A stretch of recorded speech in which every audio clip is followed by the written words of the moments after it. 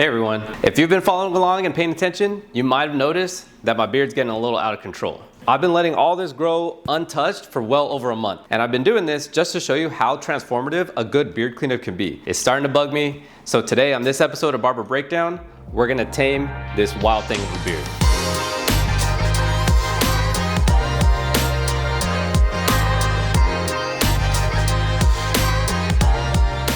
Step one is prep. The best time to trim your beard is fresh out of the shower when your beard is clean and soft. But if you're in a rush, just grab a towel, run it under some hot water, wrap it around your face for about a minute, and let the heat and moisture help you reset those stubborn hairs. Next, we detangle. Use a blow dryer and a wide tooth comb or a pick to gently work through your beard, guiding it downward. This helps smooth out any kinks and gets your beard into its natural shape. Pro tip, don't puff it out too much while you're combing through and it's drying. Our goal here is to have a lean and clean look. I specifically want you to use something with a wide tooth, like this comb right here. Even though it is made for the Suavecito line, it's a specific detangling comb. So the wide teeth and the rounded bristles are gonna feel more comfortable against your skin as you're combing through. And it's important to use something that's not gonna rip your hair out as you're combing through. Now for step two. Shaping. We're gonna be using clippers with a guard to remove bulk from the sides to create a stronger jawline. I recommend starting with a longer guard like a 3 just to be safe. Remember, you can always take off more if needed. Turn the clipper on and hold it upside down. Starting from the top, working your way down in a straight line. Remember, you don't wanna push in too hard and round your face because the whole point of a beard is to enhance your face shape, to give you a stronger jawline and a fuller overall look. For outlining, grab the trimmer. We're gonna define that jawline and clean up the neckline. Follow your natural jawline and clean off anything below it for a clean and sharp finish. Here's a good tip.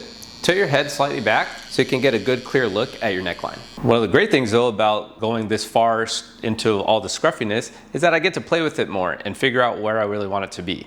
I do like that it is fuller. I don't have the most full mustache, but I do want to trim this out so it's not hanging over into my mouth anymore. So I'm gonna comb everything straight down and I'm gonna use my trimmer from the center out.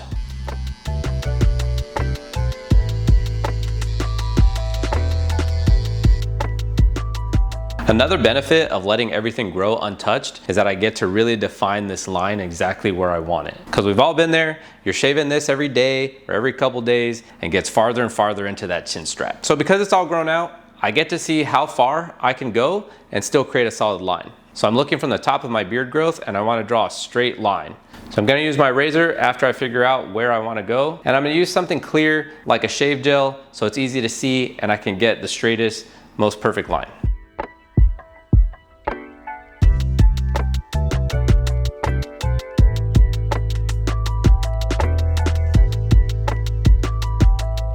To finish, we're gonna use a beard balm, an oil, or my personal favorite, the beard butter. Any one of these three is gonna add some hydration to your beard and give you different levels of hold for styling. I'm gonna work in the beard butter with my hands, shape it with a comb, and maybe add a little heat from the blow dryer. And there you have it, a beard that's sharp, strong, and ready to turn heads. Remember, a beard isn't just about letting it grow, it's gonna take some maintenance and care. With a little effort, you can get your beard from wild to wow. Thanks for tuning in to this episode of Barber Breakdown. Don't forget to like and subscribe, and throw in the comments what you think is the most annoying part of growing out a beard.